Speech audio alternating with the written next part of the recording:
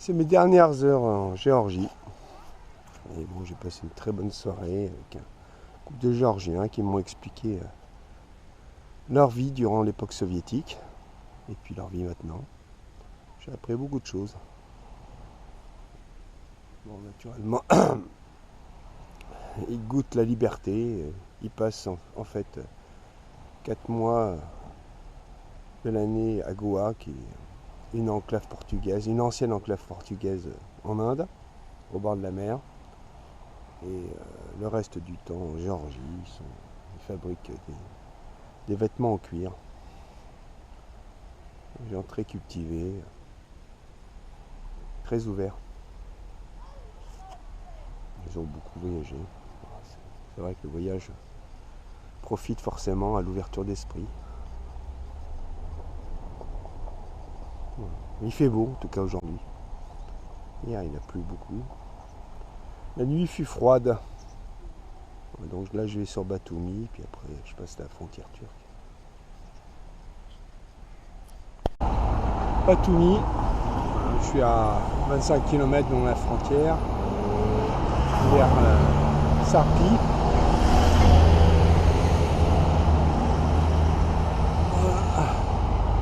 C'est là où je suis arrivé en train. Je ne sais même plus il y a combien de temps, une semaine je crois, un petit peu plus d'une semaine. En provenance de Yerevan. J'ai fait la boucle.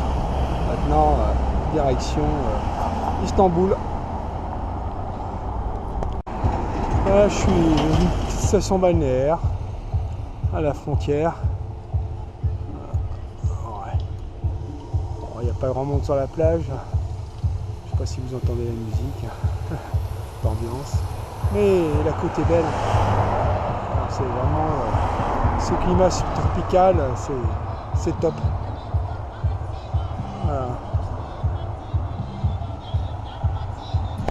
Voilà, j'ai passé la frontière et là une corde de camions attendent certainement pour passer vers la Géorgie. Je passe.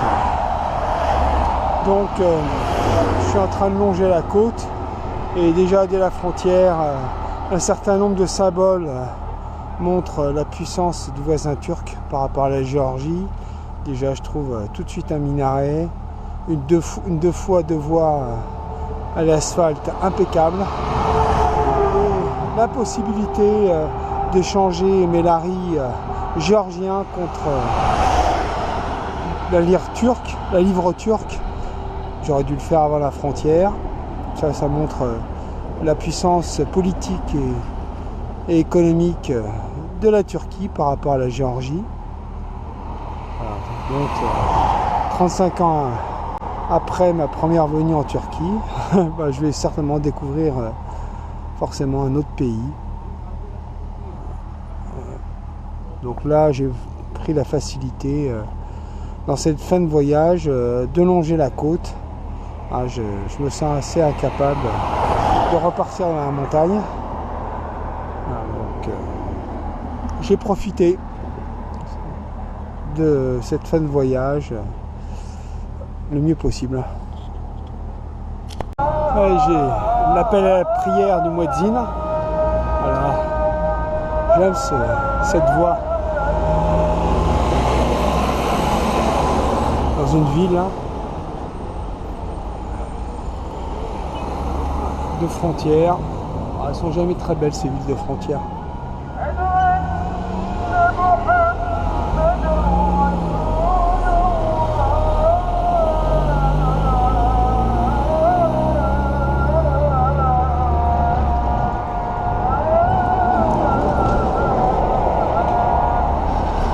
J'ai même la statue d'un chasseur avec son chien, c'est particulier.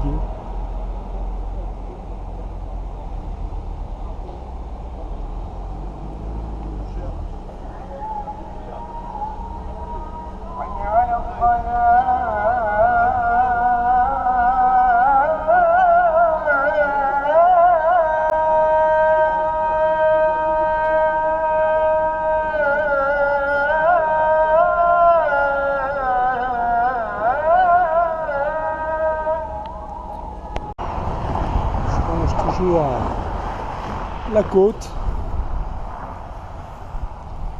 Voilà.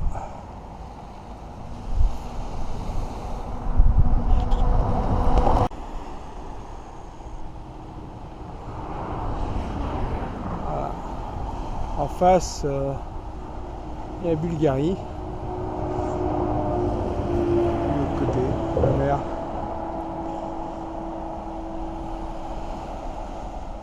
Je crois.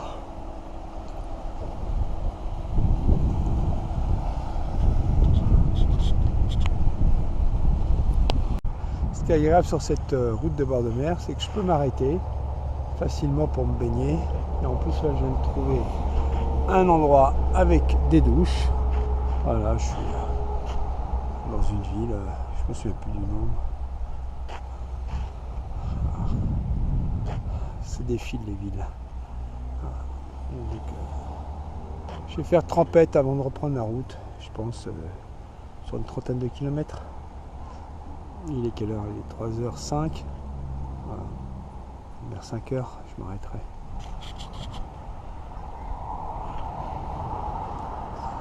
C'est agréable. Sur la route, il y a très peu de monde. Route quasiment plate. Il est en très bon état. Je suis plus du tout habitué à ce type de conditions. Ça me dérange presque.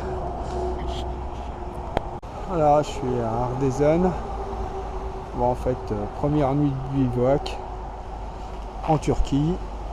Bon, je vais m'installer au bord de la mer. C'est un endroit apparemment où on vient se retrouver pour faire un feu. Bon, je vais être tranquille. Donc j'irai faire quelques courses tout à l'heure. J'ai fait mon linge.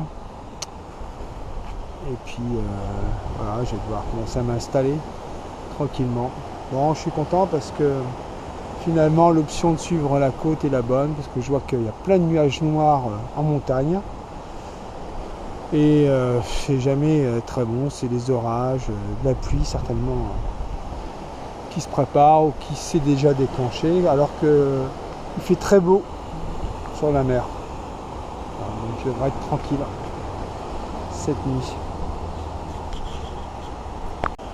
Le pêcheur pêche avec un filet plombé au bord de la plage. Là, il vient de relâcher un poisson qui était trop petit. Dès qu'il voit un poisson, il vous lâche son filet dessus. Donc c'est vraiment super. Voilà. Donc là, il est en train de démêler. Alors, il est 6h30, hein, je ne suis pas tout seul. Mais bon, ils ne sont pas très perturbés par ma présence. Ah, il y a une belle luminosité. Là.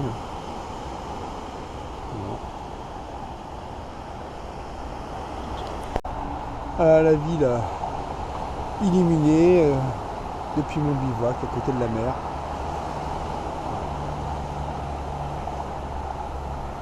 Donc j'étais dîner en ville et je me suis rendu compte que certainement les jeunes filles sont plus libérées, elles fument, voilà. Bon, pas d'alcool, mais on sent quand même une volonté, une liberté individuelle importante. Enfin, un peu ce qu'elles veulent. C'est certainement pas la Turquie profonde que je ne vais pas rencontrer là, en tout cas, sur ma route. Je suis arrêté avec mes amis turcs qui m'ont offert le thé. Voilà, avec le thé. Et il a fait un petit tour de vélo. Bon, j'étais venu pour vérifier pour une clé. Bon, voilà l'hospitalité turque. Voilà. Parfait. Voilà.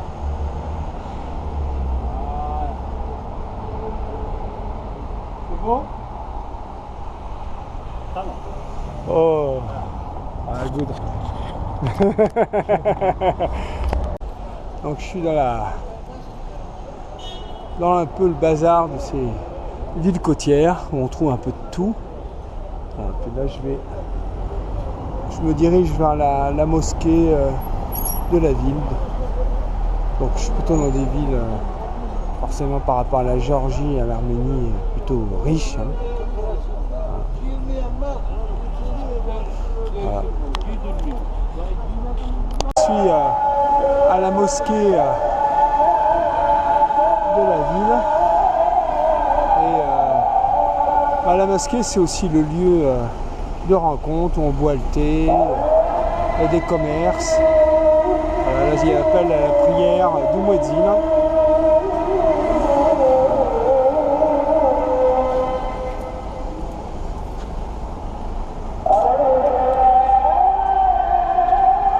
Bivouaqué à côté d'une mosquée en construction, une belle mosquée. Alors, j'ai demandé quand même l'autorisation sur le principe. Voilà. Ils sont en train de là. C'est beau à l'intérieur. Voilà. C'est clair. Belle mosquée. Voilà. Yes. L'architecte qui a fait la mosquée.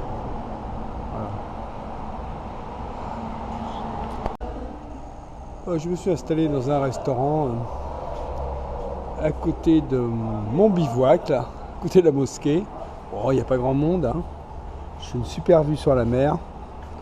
Alors il y a un vieux rafio, je ne sais pas, qui est le seul sur la mer. Je ne sais pas s'il drague ou pas le fond.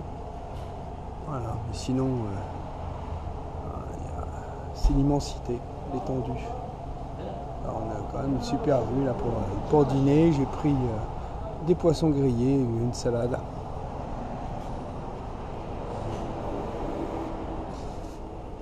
Ouais, là par contre on voit pas bien la luminosité au fond qui était superbe tout à l'heure. Non, on voit pas la côte. Voilà. La mer Noire. Voilà. On m'a servi mes 2 poissons grillés.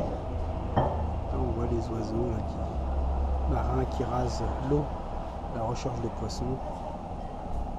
J'ai repéré des mouettes, des cormorans, je crois, d'autres espèces que je connais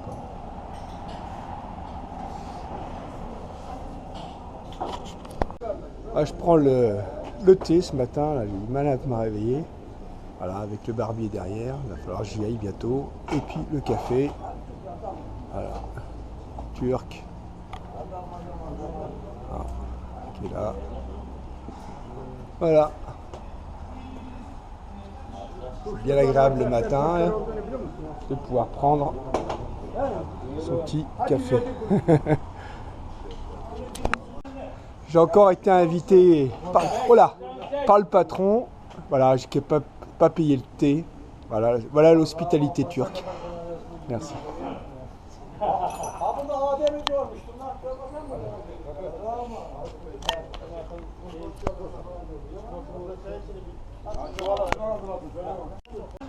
J'ai encore été invité par le patron. Voilà, je n'ai pas payé le thé. Voilà l'hospitalité turque. Merci.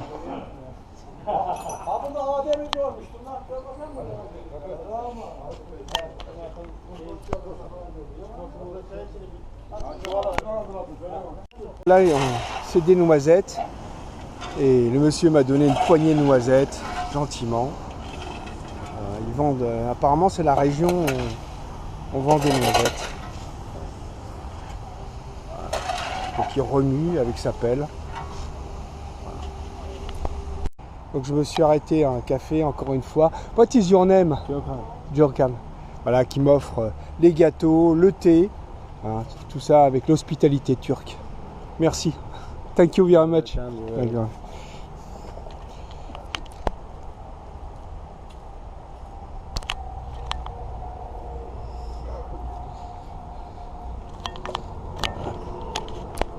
J'arrive dans la grande ville côtière de Trabzon, qui est une grande ville avec Samsung, un avion là, qui atterrit au bord de la mer. Voilà, donc je continue. Alors, finalement, cette route le long de la mer, j'aime bien. Surtout m'arrêter dans les villes, rencontrer les gens.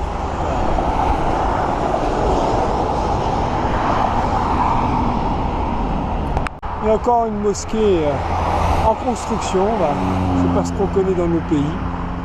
Ils sont érigés un petit peu partout.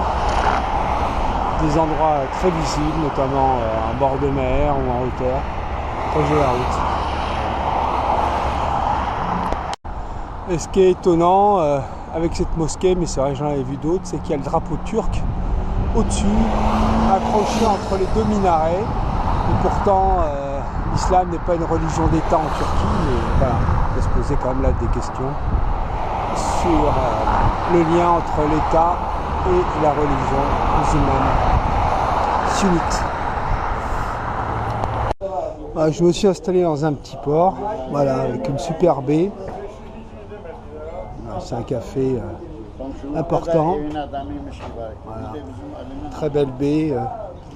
Bon, je pense que je devrais bien dormir. Je force pas trop. On peut manger sur la terrasse, que je vais faire ce soir. Voilà, il y a des gens qui jouent aux cartes. Voilà. Il y a des gens qui jouent à un autre jeu. Voilà. Donc moi je vais mettre ma tente de l'autre côté des petits bateaux de pêche. Il y a un point d'eau, voilà, qui joue avec des jeux avec des chiffres, je sais pas, une sorte de domino. Voilà. Bonjour.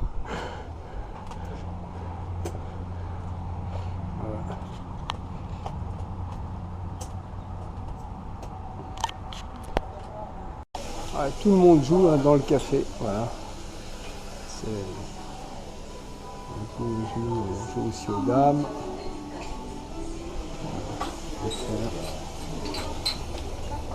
Tric-trac.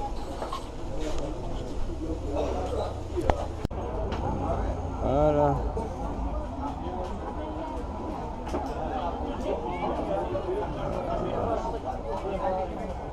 Je suis toujours au café, ça fait plusieurs heures.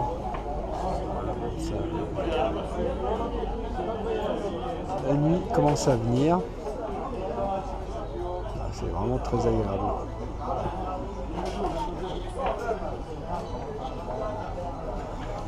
Dans cette baie. La Turquie, c'est le confort du voyage, l'hospitalité des Turcs, leur générosité, mais aussi le confort. Voilà. C'est vrai que quand je me lève, je vais prendre mon petit déjeuner là, au bord de mer. Voilà, c'est bien agréable. Il n'y a pas de touristes. Hein. C'est pas une zone touristique, on est à plus de 1000 km d'Istanbul. Certainement touristique de manière régionale, ou des Turcs qui viennent, mais enfin bon, là, c'est plutôt des villes côtières qui ont leur propre activité. Apparemment, en tout cas.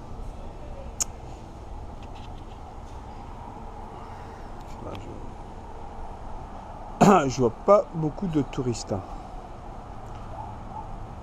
Les plages sont, comme j'ai dit, c'est des toutes petites plages où on vient se baigner, chacun sur sa plage. Il n'y a pas de touristes de masse. Hein. Ah, il y a beaucoup d'oiseaux marins, là, ils viennent de m'entendre. Donc ce matin, je pense que c'est un peu une promenade à vélo maintenant. Hein.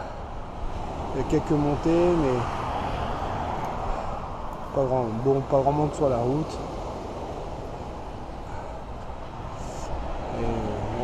Et des décors vraiment de vacances. J'y vais cool. C'est plus la montagne. Hein. La difficulté que j'ai connue en Géorgie, en Arménie, rien à voir.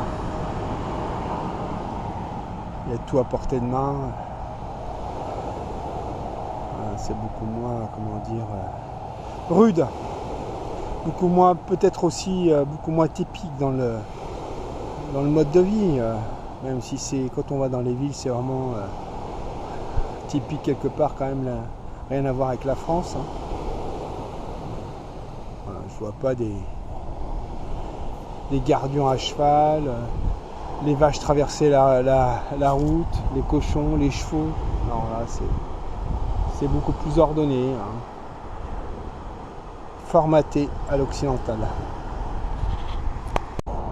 Donc je suis en direction de Jansur. Donc la mer est plus verte, bleue. Et c'est plus un climat méditerranéen ici. Tout sec. Voilà.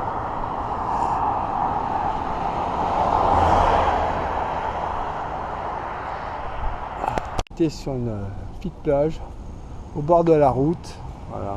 Je peux prendre une buvette. Puis je vais me baigner. On va reprendre la route. Tranquillement.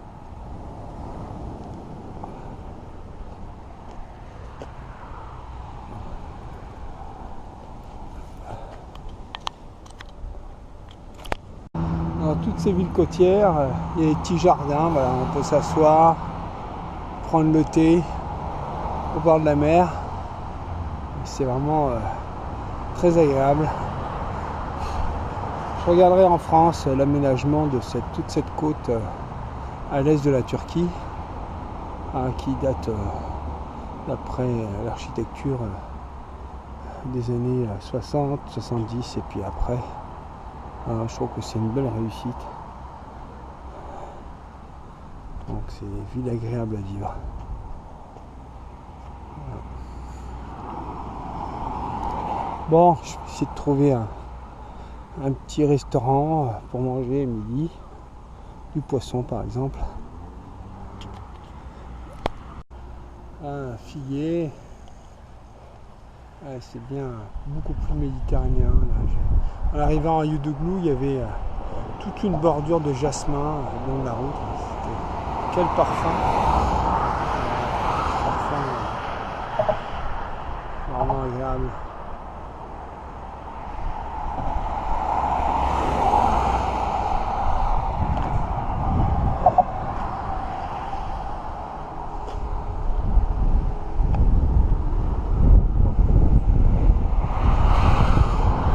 On voit la montagne tous les matins là, quand je me lance sur la route. Je sais vraiment pas les jambes pour repartir en montagne parce que ça monte à plus de 2000 mètres, un petit peu à l'intérieur des terres. Je sais pas la force. Donc je me cantonne à cette route côtière, vraiment très agréable.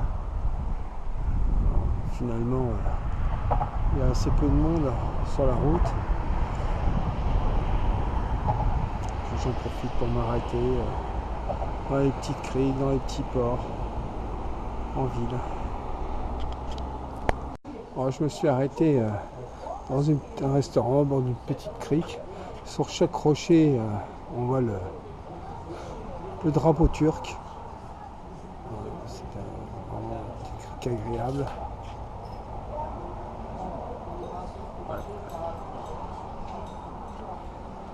Il n'y a quasiment personne dans ces restaurants. Forcément, par rapport à la France, c'est pas cher du tout.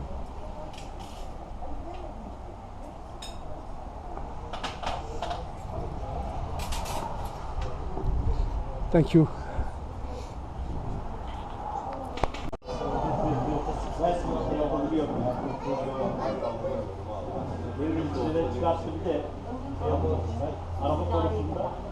Je pense que ça va donner, mais je voulais un petit peu remettre la mémoire. Un moment agréable.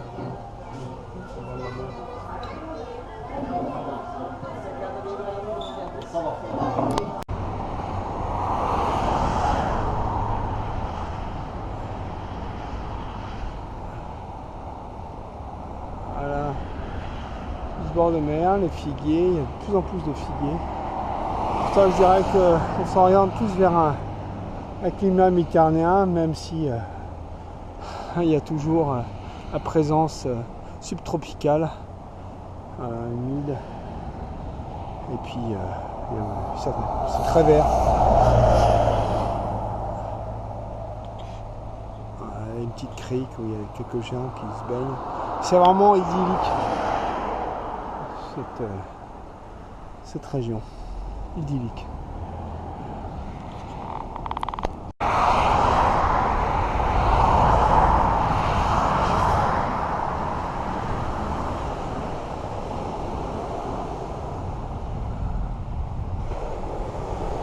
Voilà.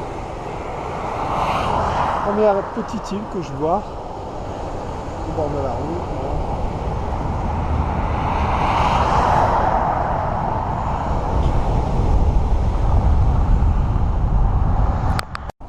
Dans un marché à bestiaux au bord de la route. Voilà. Alors et des moutons. On découpe le mouton aussi. Voilà, il y a des vaches. Voilà. Tous les animaux sont là, les moutons, les vaches. Là il y a un mouton qui est en train d'être découpé. Bon, il fait chaud. Je sais pas en termes d'hygiène si c'est top, mais bon. Voilà, l'autre mouton là, qui est en train d'être découpé, ou un cochon. Bon, ça va être un mouton. C'est un cochon. Voilà, petite vache. Le petit mouton à le marché. Voilà. Petite vache ici. Voilà, j'ai pris un petit peu. Ils font le casse-croûte, le thé qui se prépare. Voilà, c'est tout un. Le thé turc. Les moutons. Cyril, and you? My name is Mazoualek. Mazoualek. Voilà. Mazoualek a aussi 2 vaches. Donc on va ces marchés aux bestiaux. C'est très typique. Mazoualek l'a fait les affaires.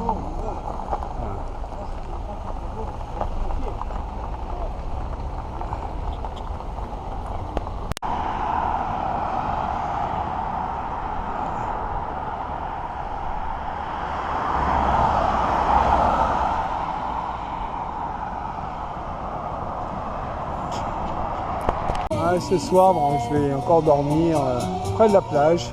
Voilà.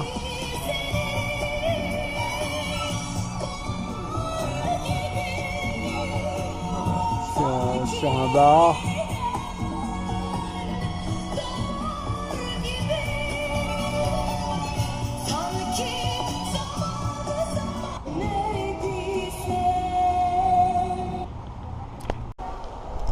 Je me suis épuisé et écroulé dans ce café-restaurant vers 4h30. C'était quand même difficile. C'est là. J'ai même été remis à l'ordre parce que je m'étais endormi sur la table. Ouais, je crois que c'est un peu les derniers kilomètres. J'ai quand même fait 100 km aujourd'hui, mais je ne peux plus rien avaler. Soleil ardent, les jambes qui me lâchent. Ouais, je vais dormir ici, puis demain j'aurai une centaine de kilomètres avant Samsung, et puis normalement je devrais être le 15, peut-être le 16 à Istanbul.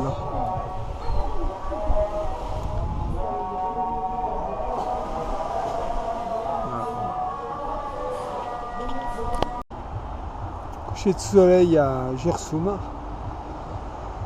bien agréable. Aujourd'hui ça a bien commencé, mais je me suis pas bien senti fin d'après-midi. Je crois que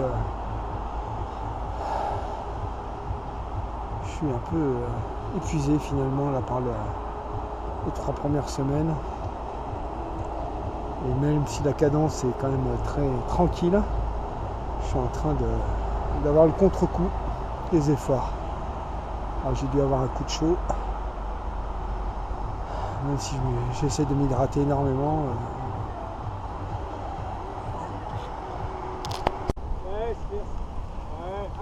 Non, encore. Ça va. Vas-y. Regarde.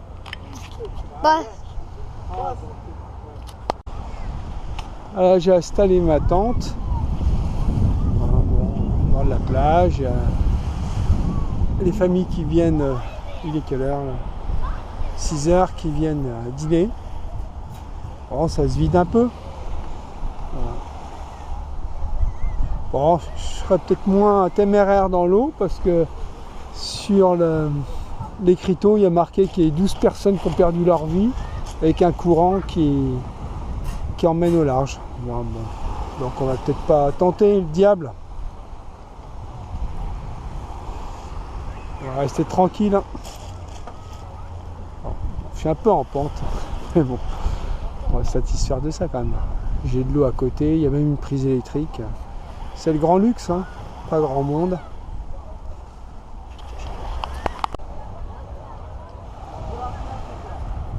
Ah, les jeunes filles se baignent habillées en groupe.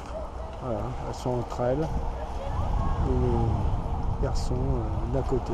Bon, c'est pas toujours le cas, hein, mais là c'est le cas. On voit Festia, là, la ville qui s'accroche à la montagne autant qu'elle peut.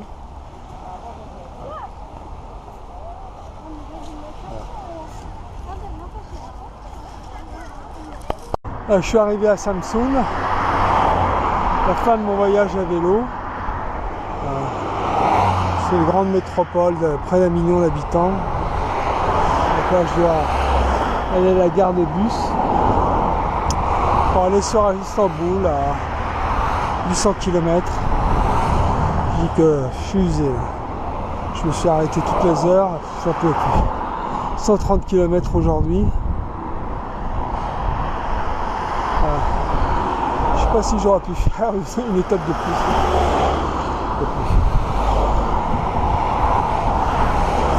Bon, je sais qu'il y a 14 heures de quart. Il faut que j'arrive à trouver un quart déjà qui accepte le vélo. Bon, ça c'est l'autre histoire. Tout à l'heure. Je suis enfin arrivé à la station de l'autocar. Il n'y a pas de train ici en Turquie, très peu de trains. C'est comme en Géorgie, en Arménie, des déplacements en bus. Donc je vais prendre mon ticket pour Istanbul. Je ne sais pas du tout quand je vais partir. Puis on va charger. Bon, en tout cas, c'est agréable comme endroit. Ouais, je suis claqué là.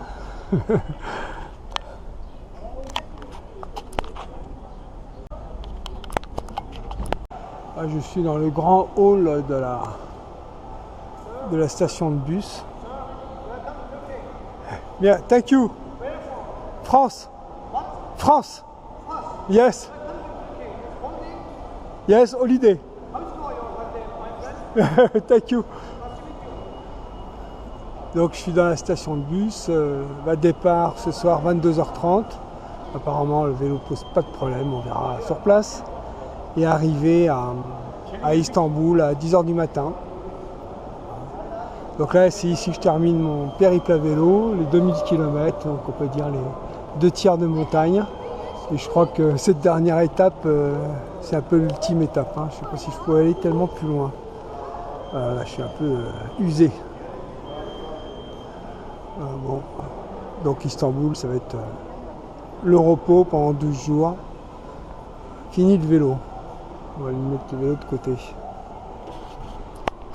Là, j'ai été chez le barbier en attendant le bus. Et là, je suis en train de dîner dans une cafétéria. Le barbier, c'est vraiment un cérémonial que je ne connaissais pas finalement. La lame passe très près des lèvres, des oreilles. Surtout qu'au début, ils m'ont demandé si j'étais musulman. J'ai dit que non. Mais bon, ça s'est terminé par un petit rire. Et puis finalement, tout qui passe. Les oreilles, le nez, la barbe, le visage bien sûr, les cheveux. Pareil, on a le droit à un shampoing, l'eau de Cologne. Et quand il rase, en même temps, il boit son thé, il répond au téléphone, il regarde la télévision. Mais c'est fait avec dextérité. Enfin voilà, c'est une première finalement. Je pense que c'est pas la première fois que je vais dans des pays musulmans ou même en Inde, j'aurais pu le faire. Mais je n'avais jamais été chez le barbier. À bientôt. J'attends mon bus. Là, il y a tous les bus qui arrivent avec les différentes compagnies. Donc, on attend tous le départ des bus. C'est toute une animation. Bon, on appuie ça en France, hein, ces gares routières. Comme je disais, il n'y a pas de train ici. Quasiment pas. Donc c'est le bus qui est le moyen de transport. Et puis la voiture.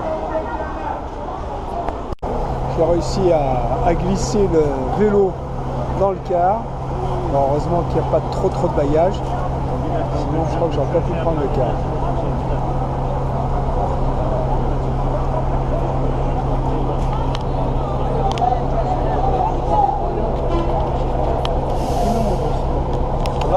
Yes, he told me. Yes, it's okay. Yes. Je suis arrivé à Istanbul, donc je me suis installé dans un café. Là on joue. Et puis narguilé. Donc, je suis pas très loin du centre. Il fait chaud. Je prends mon temps. Je suis dans une rue animée d'Istanbul. J'ai cherché un petit restaurant pour manger, ça manque pas. Il y a partout des restaurants.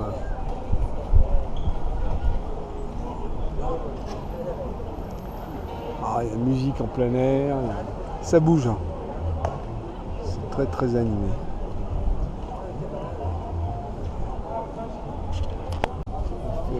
La cuisine.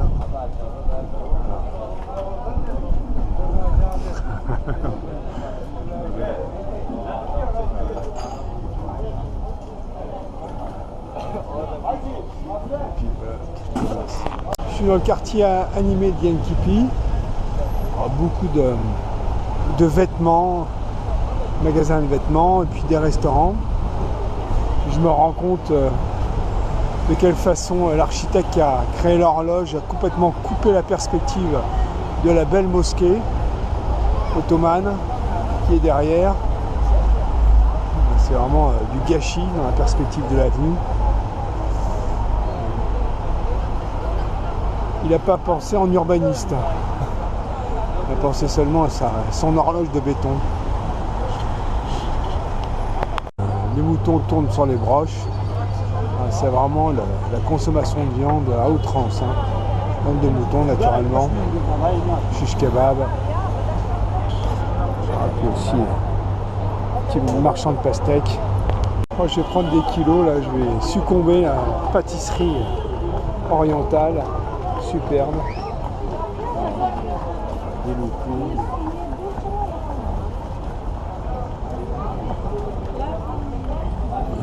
C'est super bon.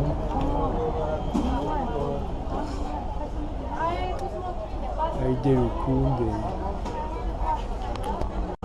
Donc je vais essayer des Bali Fistikli. Voilà. Je vais manger ça. Et puis il y a aussi les gâteaux. La cuisine turque est vraiment très variée. Beaucoup de choses. Surtout à Istanbul. Donc je suis situé au bout du Bosphore et au début de la Corne d'Or, qui sépare en fait symboliquement l'Europe et l'Asie, l'Anatolie.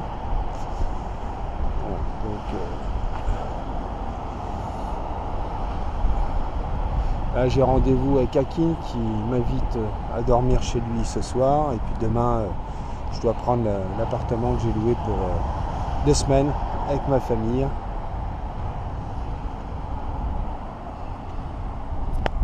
Voilà le début de la Corne d'Or. En fait, donc, la Corne d'Or, c'est le Bosphore qui continue au bout avec la terre, une forme d'enclave d'eau, voilà, dans la terre qui se termine. Donc il y a aussi la possibilité de rejoindre la mer Noire à partir d'Istanbul. Donc on peut remonter jusqu'à la mer Noire, je crois qu'il y a une demi-journée de bateau, même pas. je ne sais pas si je l'ai dit, donc c'est une grande métropole de 15 millions d'habitants. Et c'est vrai que Istanbul que j'ai vu il y a 35 ans, pas du tout le même que maintenant. Hein. Tous ces immeubles en hauteur n'existaient pas. C'était beaucoup plus traditionnel, beaucoup moins de voitures. Forcément. Là, on aperçoit les petites îles. Je vais rejoindre le pont Atatürk, puis le pont à Galata, puis le pont Atatürk. Donc j'avais oublié de préciser que Istanbul c'est la convergence du Bosphore, de la Corne d'Or, qui est cette enclave d'eau, et puis de la mer de Marmara, qui mène au détroit des Dardanelles. Il y a la mer Égée. Je suis arrivé à l'appartement d'Akin, très agréable, qui a vue sur la Corne d'Or et le pont Galata. Donc c'est pas le pont Galata que j'avais connu il y a 35 ans. Il y avait les fumeurs de narguilé, tous les cafés qui ont été enlevés et pour remplacer par un pont moderne. C'est dommage, mais c'est ainsi. Donc les ferries qui traversent la Corne d'Or pour rejoindre l'autre auberge. Donc là on est côté Asie.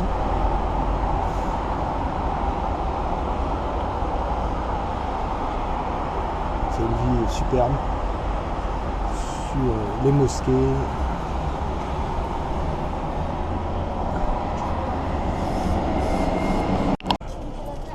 Donc je suis à côté de la tour Galata, du pont Galata.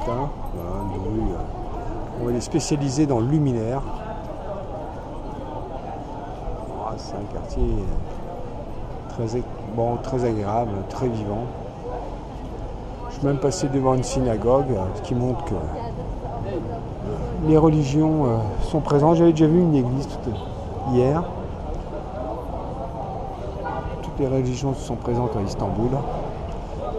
Ville multiculturelle. Donc je suis à côté de la tour Galata, quartier touristique, Istanbul. La vue. Donc, un taxi qui me klaxonne.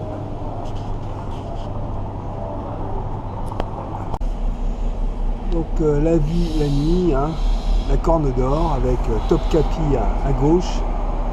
Derrière la mosquée bleue, la mosquée de Soliman. Mosquée, je ne sais plus le nom en tête. C'est super. Là, c'est la vue que j'ai de l'appartement d'Akin.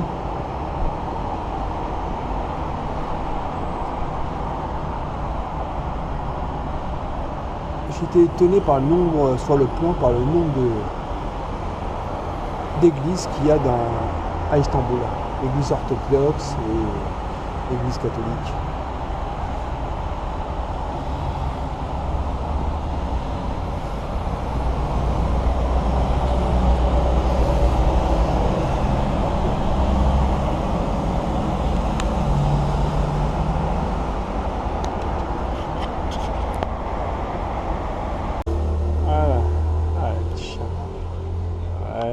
Petit minou là. Petit minou. Alors, je suis avec un monsieur là qui donne à manger aux chiens et aux chats. Les chats et les chiens sont très respectés dans la ville. On leur apporte à boire, à manger. Voilà, petite dame en haut qui lui a donné de la viande. Je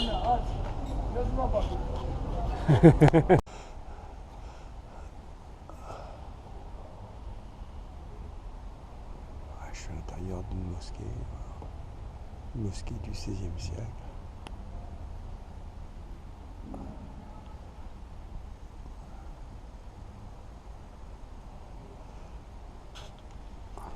Alors je suis sur les quais,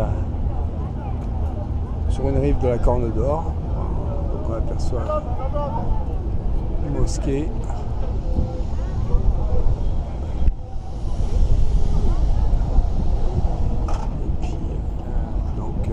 centre historique d'Istanbul, en face, sur l'autre rive.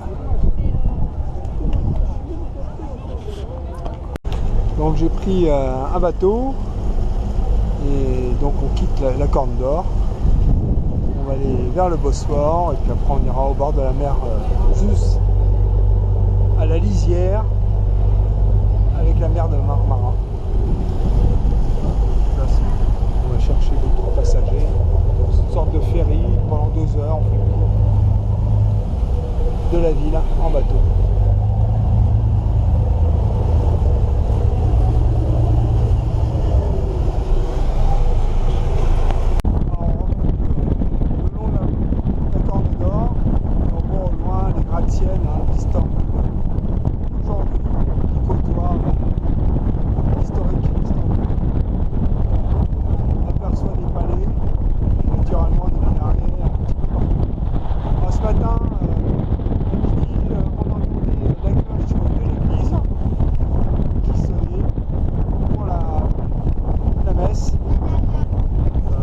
Un peu étrange parce qu'on est habitué à entendre 5 fois par jour l'appel à la prière.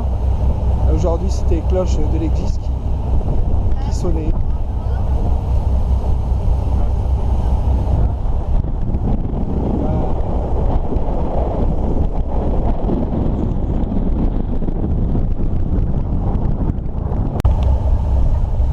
Donc les mosquées sur l'autre rive.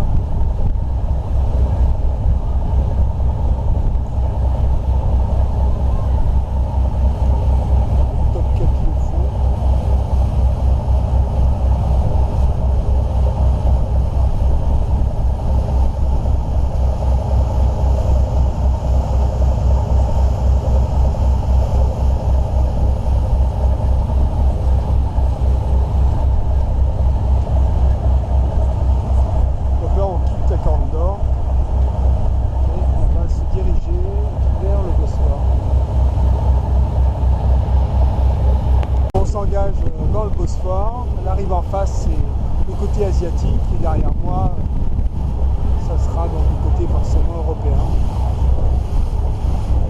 Et au fond donc la mer de Marmara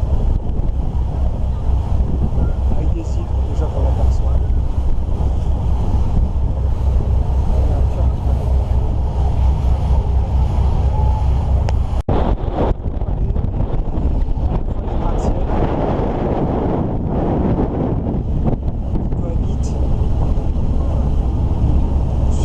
Bord du Bosphore, donc côté Europe. Ça me découvre. Alors derrière nous, on voit le quartier de Kozloduy.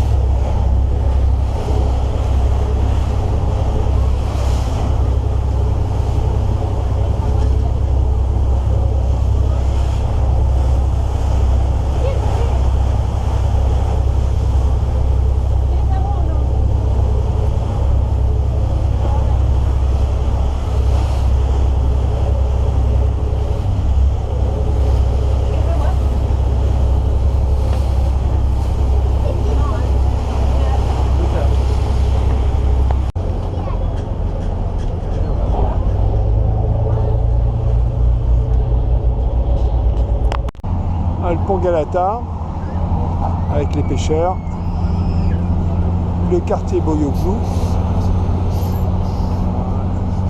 la Corne d'Or, les mosquées, le Grand Bazar en face.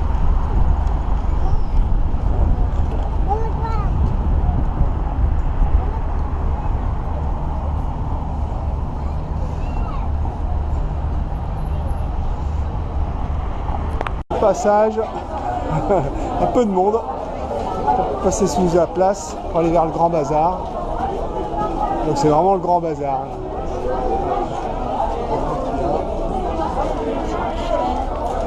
Bazar aux épices.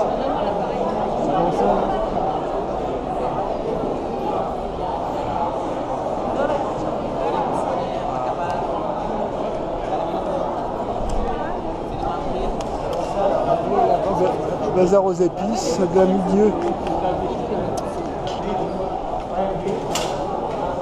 Donc, qui date du milieu du XVIe siècle.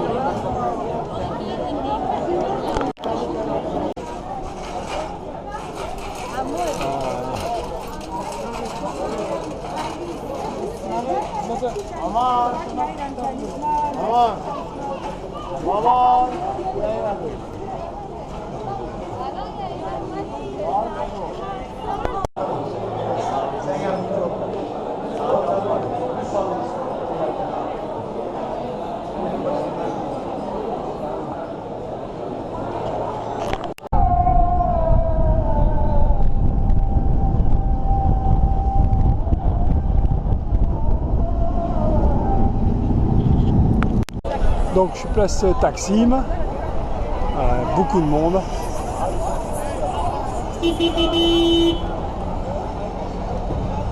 Circulation bloquée.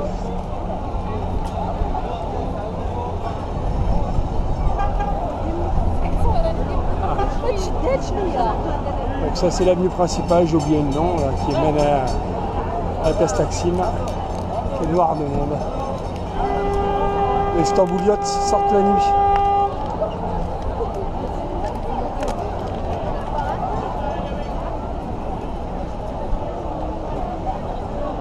Marchand de marron, du pain.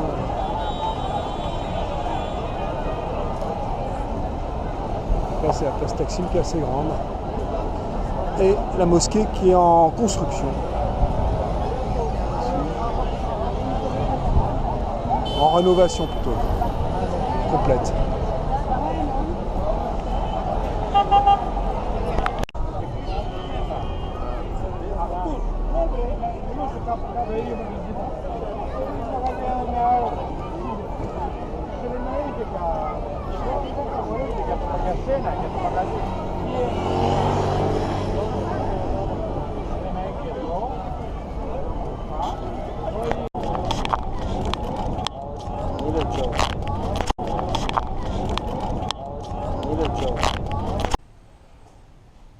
Je suis dans une ancienne madrasa du XVIe siècle, c'est-à-dire une école religieuse qui après a été une mosquée.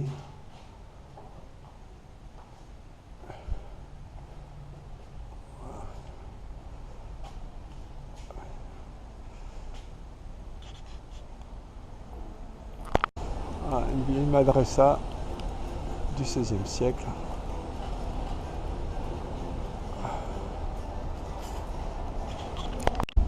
Une superbe vue de la mosquée de Soliman, magnifique. Sur Istanbul.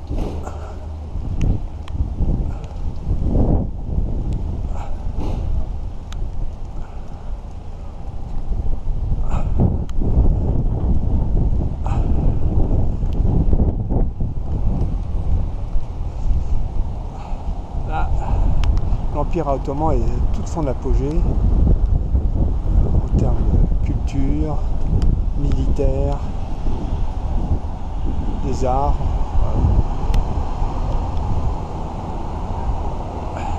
c'est le centre de l'Europe.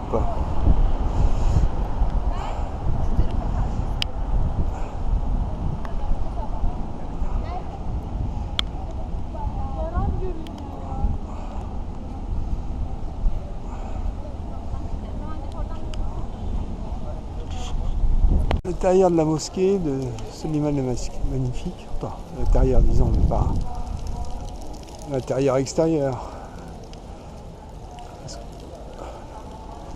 On va entrer dans la mosquée tout à l'heure, donc je suis étonné par le peu de touristes qu'il y a. Certainement les attentats de 2016 et le coup d'état manqué de 2016 ont joué en défaveur pour le tourisme turc qui apparemment a baissé de près de 50%. On a quand même très peu de touristes pour un lieu culturel très important d'Istanbul.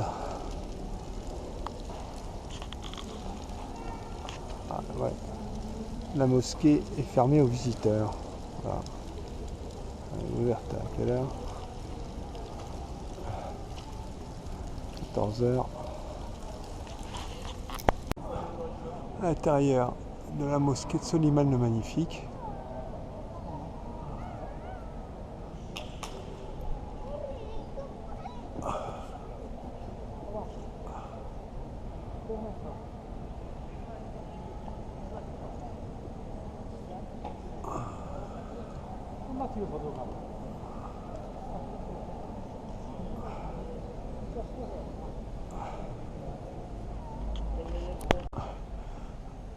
Donc quelques précisions, donc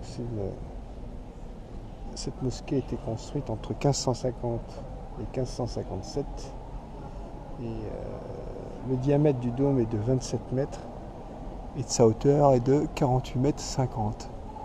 Donc c'est quand même une sacrée prouesse. Donc il tient sur combien de grands poteaux porteurs, piliers porteurs plutôt, hein, il y en a 4.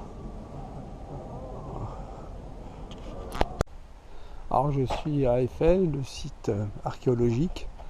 Éphèse était la première ville d'Asie de l'Empire romain. Donc elle se situe au bord de la mer Égée, en dessous de Troie. Donc là on a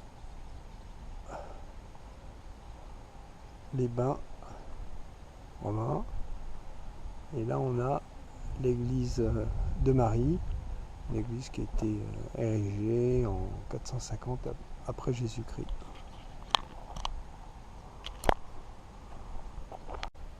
Alors je suis à Éphèse, le site archéologique. Éphèse était la première ville d'Asie de l'Empire romain. Donc elle se situe au bord de la mer Égée, en dessous de Troie. Donc là on a les bains romains et là on a l'église de Marie, l'église qui a été érigée en 450 après Jésus-Christ.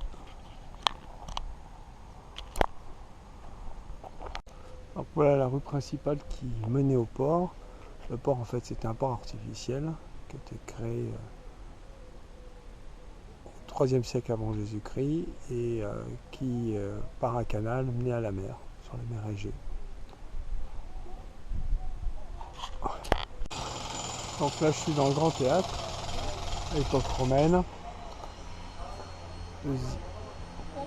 deuxième siècle après Jésus-Christ, donc en travaux, on peut entendre le bruit.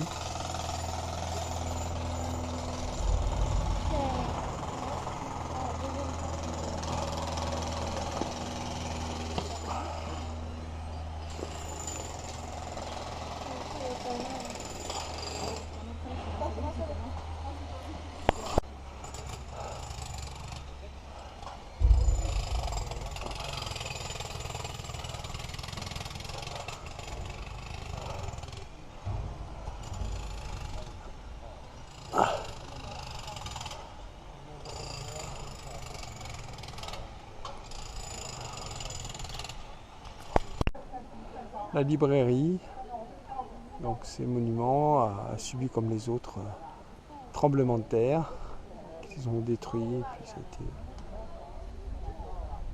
reconstruit dans les années 70. 1970.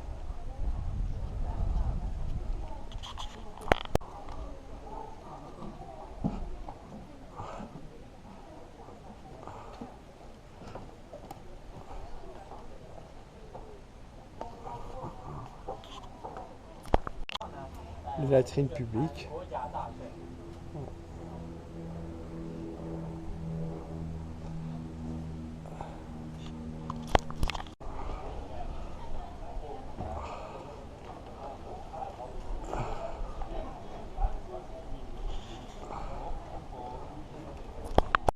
Le temple d'Adrien.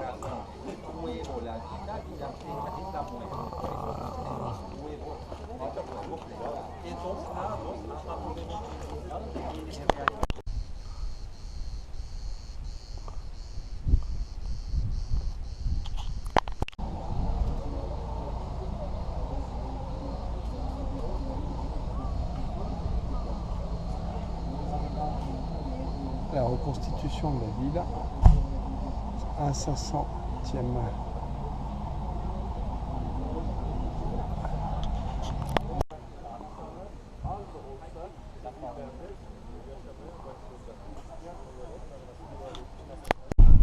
Donc la plage à côté de Selçuk.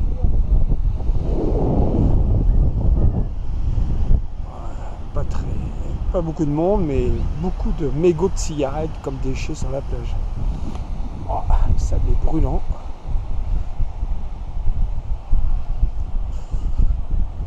On peut à peine marcher dessus. On va faire 35 à 40 degrés là.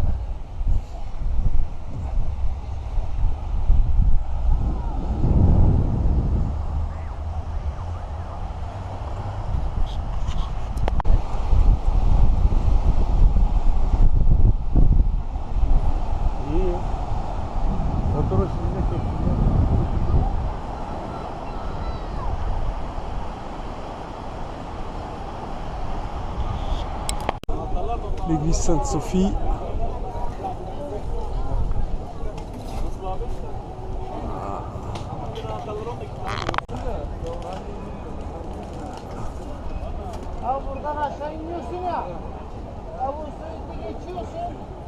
Et la mosquée bleue devant Sainte-Sophie, en face de Sainte-Sophie.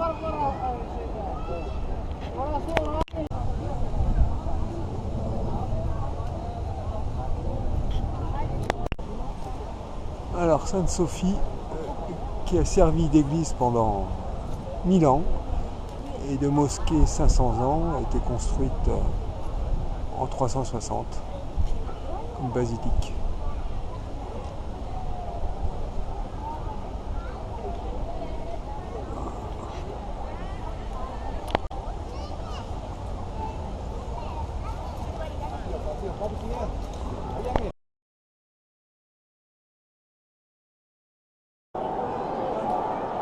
Donc on voit Marie avec l'enfant Jésus et les inscriptions en arabe.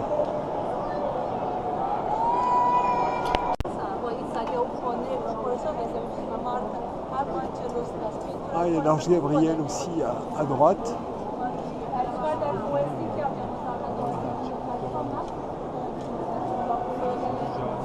Alors aussi dans cette Sainte-Sophie était sacrée les empereurs d'Orient romains.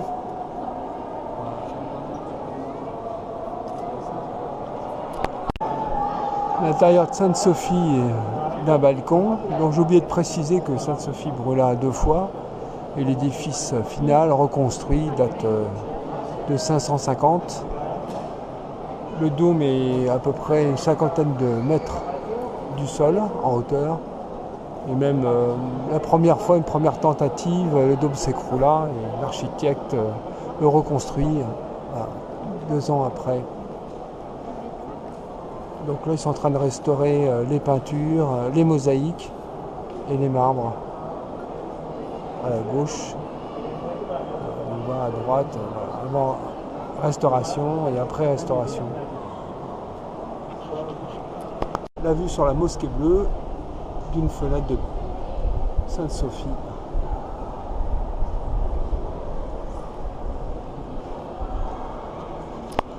Mosaïque du XIIIe siècle.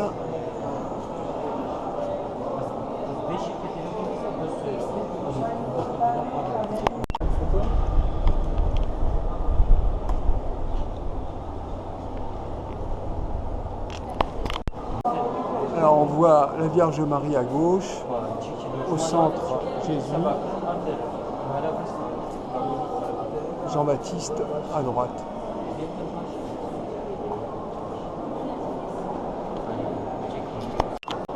Donc on voit le Christ sur le trône, l'empereur Constantin IX à gauche et l'impératrice Zoé à droite.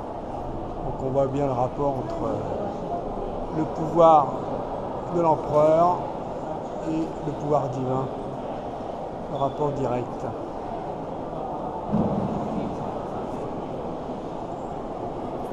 Donc c'était une mosaïque du XIe siècle, là une mosaïque du XIIe siècle, avec la Vierge Marie au centre, l'empereur Jean II à gauche et l'impératrice Irène à droite.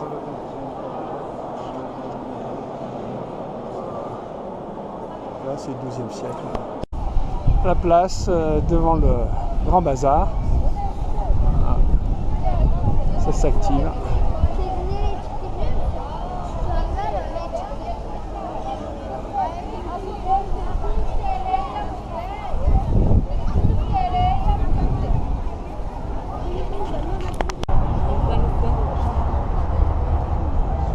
Sur le pont Galata, la nuit.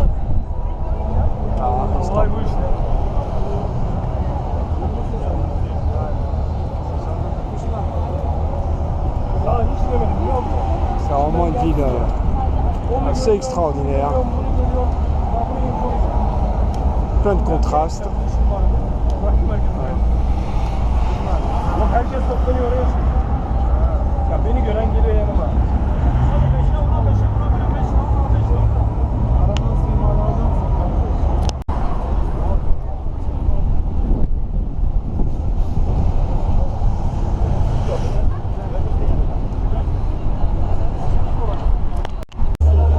Je suis en partance pour les îles sur un ferry, on va dire public. Il fallait un peu pousser les coudes pour pouvoir monter. Voilà,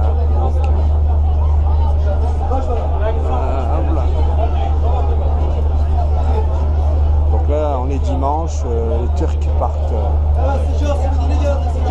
sur les îles pour pique-niquer, se balader. Alors, les îles sont à une quinzaine de kilomètres d'ici, sur la mer de Marmara.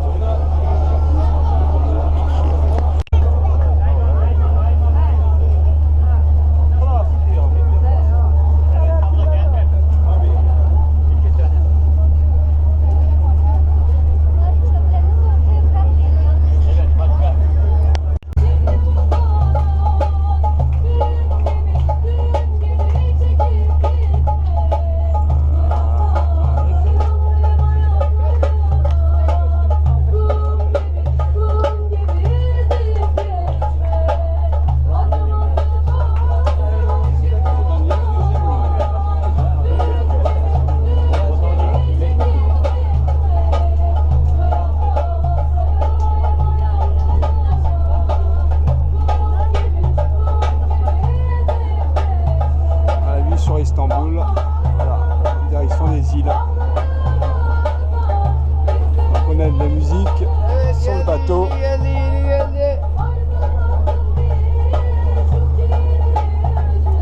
L'arrivée sur les îles.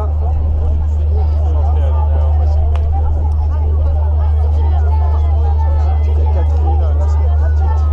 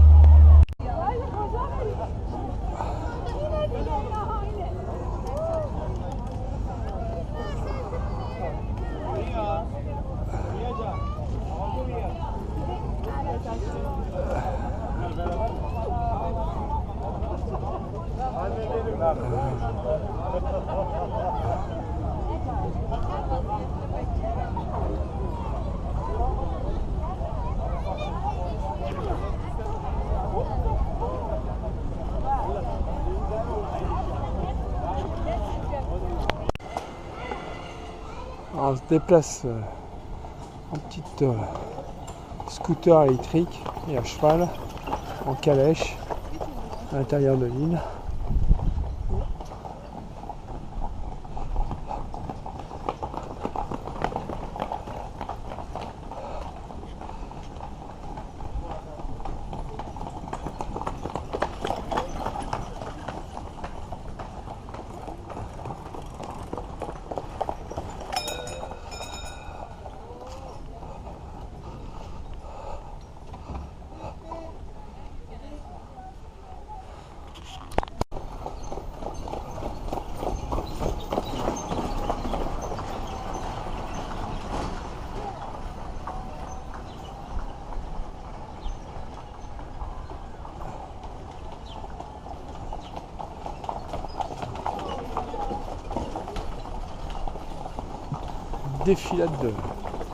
Un défilé de carrioles, de calèches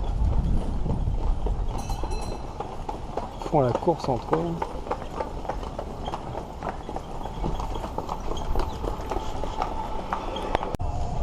Donc j'ai été sur une plage privée, enfin plage privée disons, il n'y a pas de plage, donc ce sont des plages payantes. Donc on va sur une des îles. Donc voilà, Istanbul en face. Donc il est l'heure de reprendre le bateau.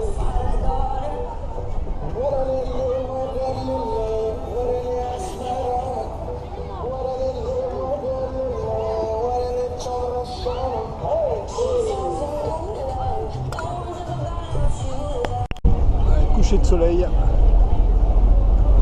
sur les îles.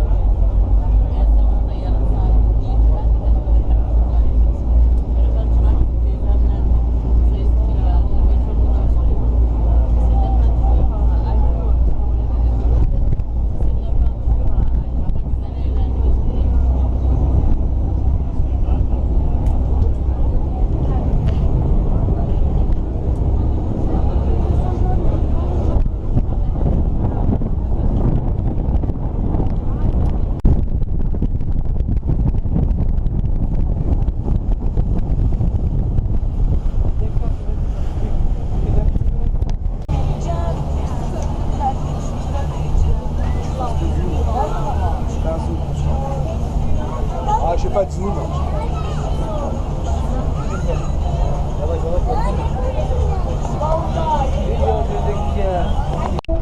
Je suis dans le quartier de Kadıköy, côté asiatique.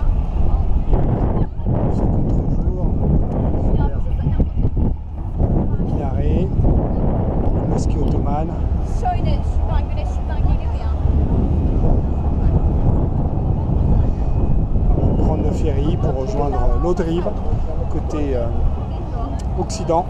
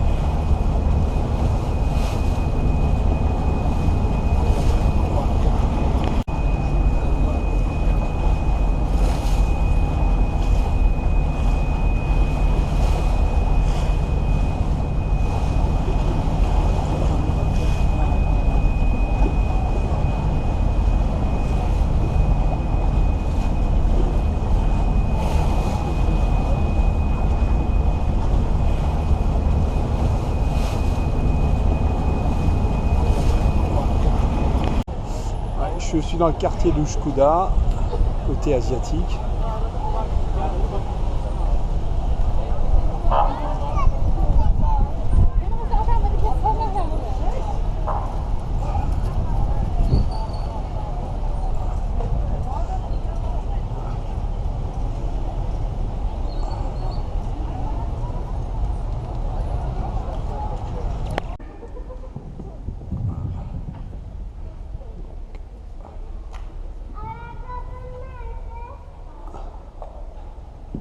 Donc c'est une mosquée de la fin du XVIe siècle,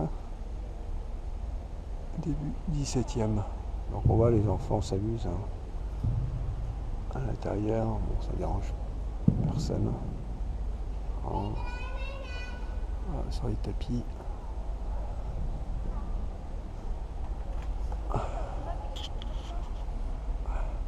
Pas de chat là. Donc je suis dans la mosquée Walid Sédid. Donc c'est un complexe où on trouve une école primaire, dispensaire, un hospice, la mosquée.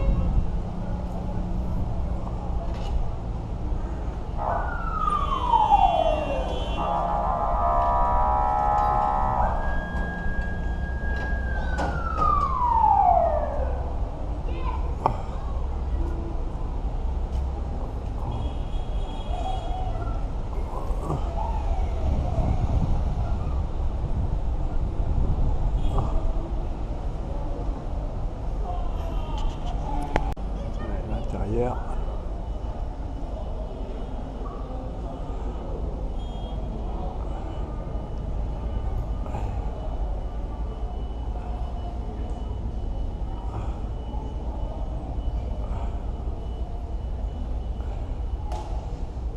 Des ablutions, on se lave les pieds.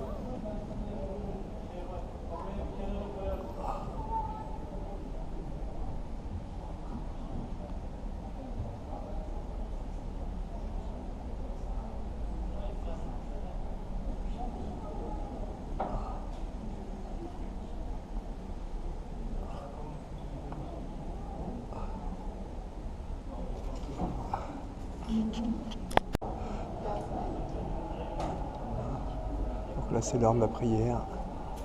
On entend le muezzin.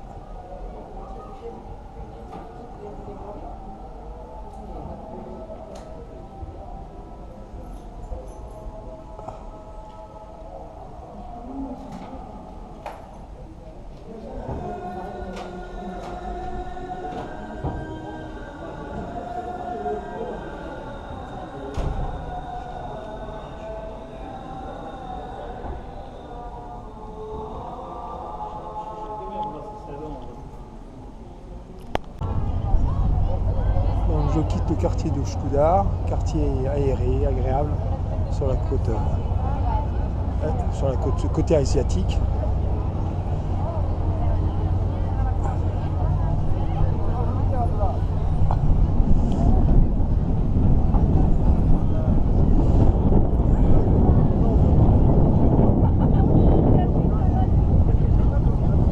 C'est vrai qu'il est agréable parce que c'est peut-être moins trépilant que d'autres quartiers, notamment le quartier historique, ou le quartier où on a été hier, à Bedokoy.